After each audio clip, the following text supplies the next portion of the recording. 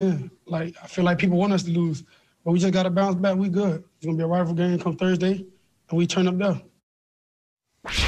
All right, season's still young. We still got a shot to turn this thing around, but on our show, we love bringing in a front office insider that we cherish. Let's welcome back to the breakfast table our NFL Network front office analyst, a former assistant general manager of the Falcons, general manager of the Chiefs, and of course the vice president of player personnel for the New England Patriots, Scott Pioli. Welcome back to Good Morning Football.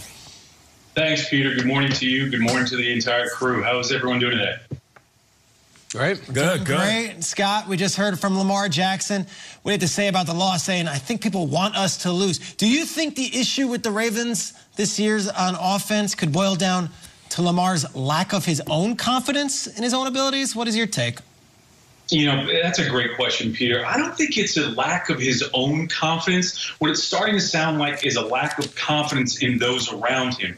Some of the things that he's brought up last week, it sounded like maybe he was questioning the coaching a little bit, but not really trying to throw anyone under the bus. This week, he's saying we, when a lot of the great quarterbacks in the league, when the things don't go right, they usually blame themselves. But now he's talking about we and they, and, you know, that they wanted it more than us than we did. You know, sometimes I think what he needs to learn to do is to be a little bit more careful. It's a very young player, tremendous talent, who's, you know, having adversity for the first time.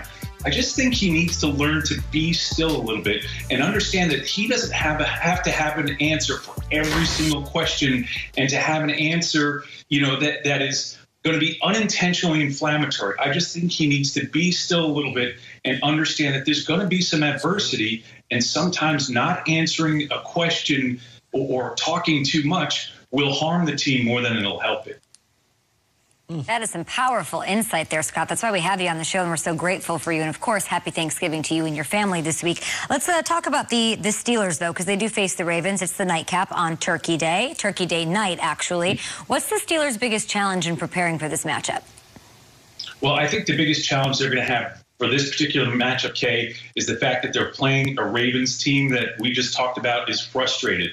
And frustrated teams that are talented, like the Ravens, eventually break out. So that this week is going to be the biggest challenge that the Steelers face. However, at 10-0, they're going to start to feel what I call an emotional fatigue. We're going to learn about the Steelers' emotional endurance over the coming weeks. I remember in 2007 being with the Patriots, you know, every week that we moved forward, we said all the right things publicly. Everyone said it's a great challenge, and everyone was energized. But as I watched our team and I watched our players, there was a genuine emotional fatigue that the players were feeling and we were sensing. And we made it to 16-0. We made it to 18-0. But I tell you, those last couple of weeks, I could see in our players' eyes just how exhausted they were. And we were just wondering how much endurance they were going to have in able to, you know, and be able to finish out the season. And unfortunately, we didn't. So moving forward, I think that fatigue is going to be their greatest, you know, their greatest concern. Scott, now on to the Cleveland Browns. There wasn't a lot of player turnover as far as significant players last year, yet the Browns are 7-3. So how much credit do you give this front office? Because they did have a complete overall to the coaching staff and those within the front office.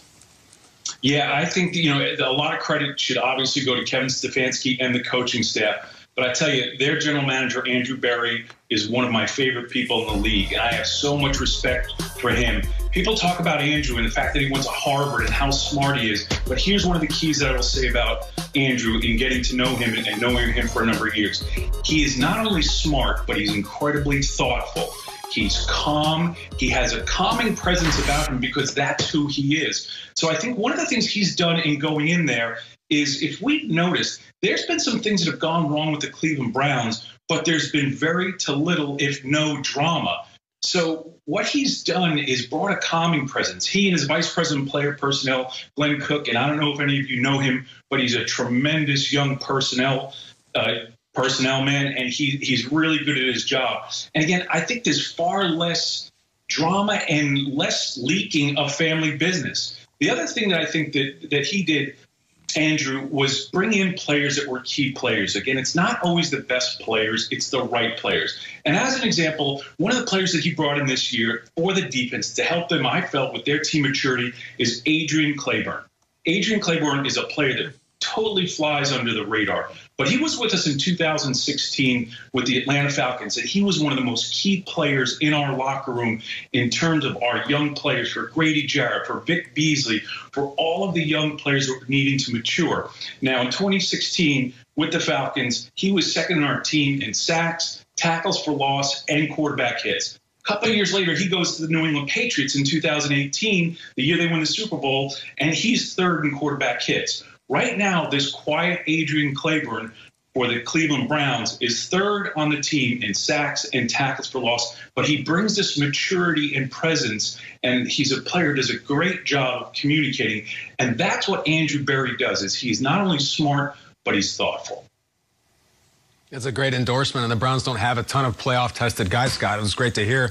We also had an interesting aftermath in the Sunday night game against the Chiefs and Raiders, meaning the Chiefs won, but there was this sense here at our table that the Raiders played so well and they were so close, they almost had something approaching a win as well. What was your bigger takeaway from KC's win? Was it the Chiefs' resiliency or the fact that the Raiders seemed to put the whole AFC on notice?